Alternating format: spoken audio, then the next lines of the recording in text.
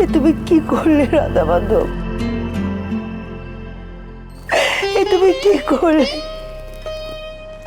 তুমি কি চাও না আমাদের মাথার উপর ছাদটুকু থাকুক? তুমি কি আমাদের পুজো চাও না ঠাকুর? ঠাকুর বলো, আমরা কি ভুল করেছি ঠাকুর?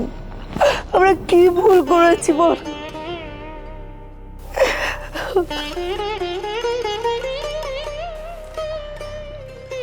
বড় মা, রাধা মাধবের উপর ভরসা রাখো। রাধা মাধব ঠিক আমাদের পায়ের নিচে জমি আর মাথার উপরের ছাদ সুরক্ষিত করবে। আবির, আবির খাবার খেতে খেতে কেন? না না না, আমি কোনো কথা শুনবো না, আমি শুধু ডাল ভাত খাবো না। আরে কি হয়েছে বৌদি? আবির কাঁদছে কেন? ওর তো বায়না লেগেই থাকে সবসময়। কিন্তু তোমাদের চোখে জল কেন?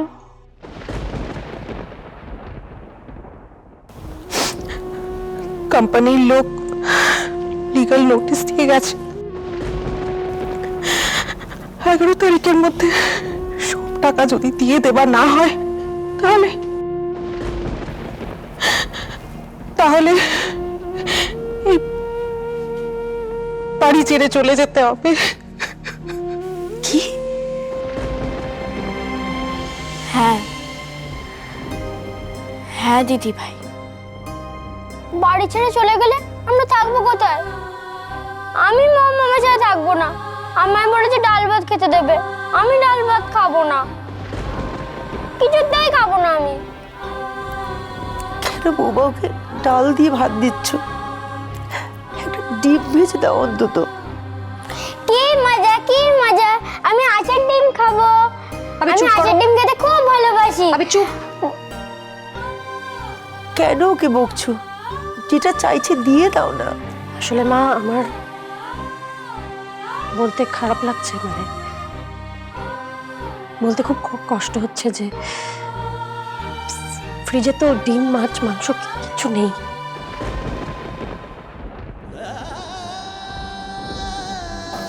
ও, তুমি কার্তিককে বলো যে পাড়ার দোকান থেকে ধারে 1 ডজন ডিম নিয়ে আসতে। না, ধারে কিছু আনতে বলো না দিদি ভাই। পালবাড়ির লোকেরা কি কখনো ধারে কিছু খেয়েছে? তাহলে কি হবে মিনু? বাড়িতে তো টাকা পয়সা কিছু নেই। আমি আবিরের জন্য হাঁসের ডিম নিয়ে আসবো। কি করে আনবি? টাকা কোথায় পাবি? পাবো, টাকা পাওয়ার একটা উপায় আছে। তোমরা শুধু আমাকে একটু সময় দাও।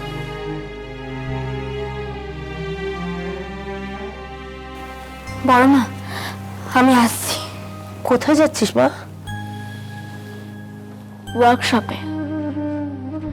আমি একজন শিল্পী বড় মা। রাধা মাধব আমাকে এই দুটো হাত দিয়েছেন শিল্প করার জন্য। আর যে শিল্পকে ভালোবাসে তার কখনো ভাতের অভাব হয় না। আমি এক্ষুনি আসছি বড় মা। রাধা মাধব, আমাদের এই করুণ অবস্থা থেকে আমাদের উদ্ধার করো। তুমি মিনুর পাশে থেকো ঠাকুর, আমাদের মিনুর পাশে থেকো।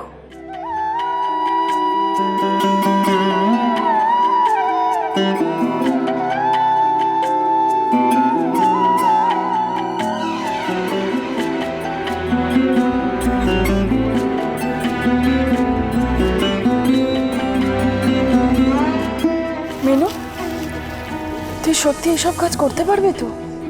কি কাজ? এই রাস্তায় দাঁড়িয়ে এইভাবে মাটির মূর্তি পুতুল বিক্রি করার কাজ?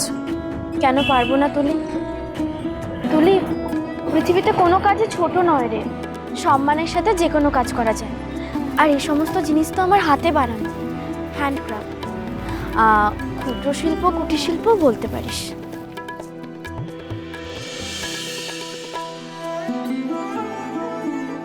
অনেক মাল 50 টাকা, যা নেবেন 50 টাকা, যা নেবেন 50 টাকা, যা নেবেন 50 টাকা। মাটির পুতুল, মাটির মূর্তি সব আছে, যা নেবেন 50 টাকা। ও দাদা, ও বৌদিরা, যা নেবেন 50 টাকা করে মাটির পুতুল নিয়ে ও দাদা 50 টাকা 50 টাকা, যা নেবেন 50 টাকা, যা নেবেন 50 টাকা, যা নেবেন 50 টাকা, সুন্দর সুন্দর মাটির পুতুল বিক্রি আছে, যা নেবেন 50 টাকা। দিদি দেখুন না, 50 টাকা, সব 50 টাকা করে, সব। এই শোপিসটা কত দাম? 50 টাকা। কিছু কম হবে না? না দিদি, সবই 50 টাকা, 1 টাকাও বেশি বা কম নয়। আচ্ছা ঠিক আছে, এটা দাও, খুব সুন্দর।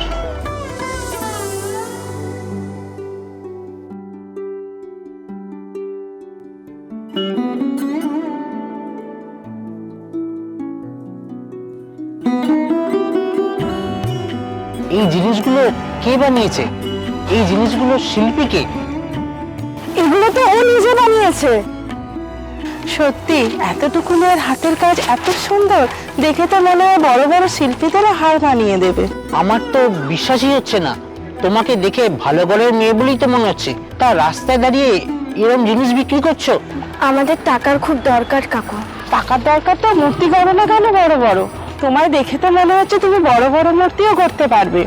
ছোটতেই যার এত সুন্দর হাতের কাজ। আপনারা জানেন না ও কি, ও কত বড় মূর্তি।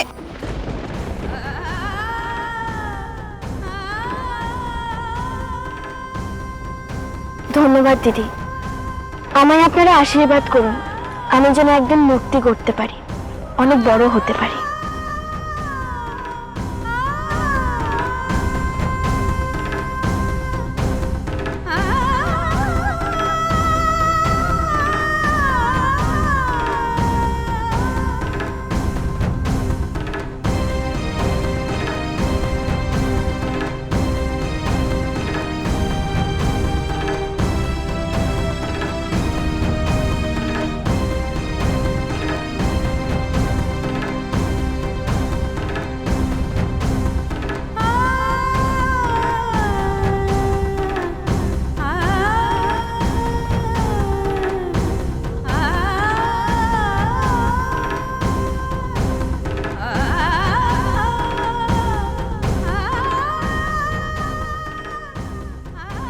তুলি, সবকিছু তো বিক্রি হয়ে গেছে রে।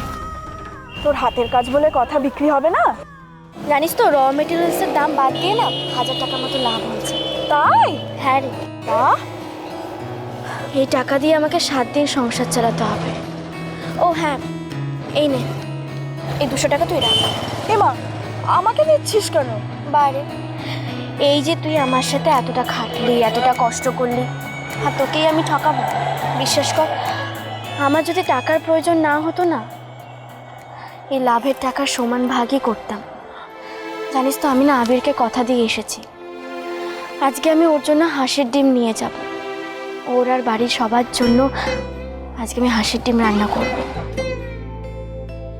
সত্যি মিনু, তোর কোনো তুলনাই হয় না। এই জন্যই তো তোকে সবাই এত ভালোবাসে।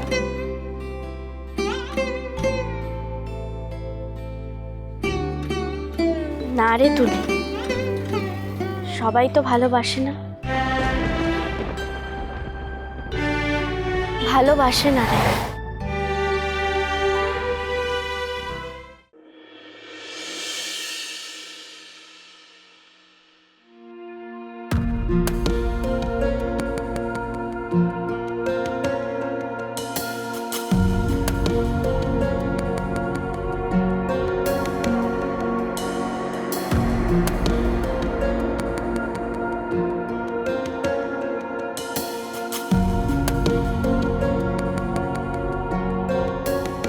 মিনু, তুই আমার জন্য হাঁসের ডিম এনেছিস?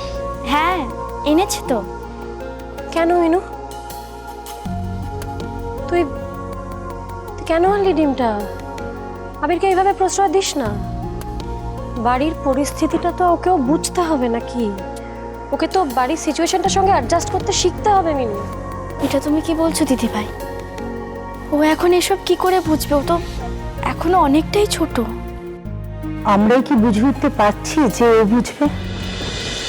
বাজলো তো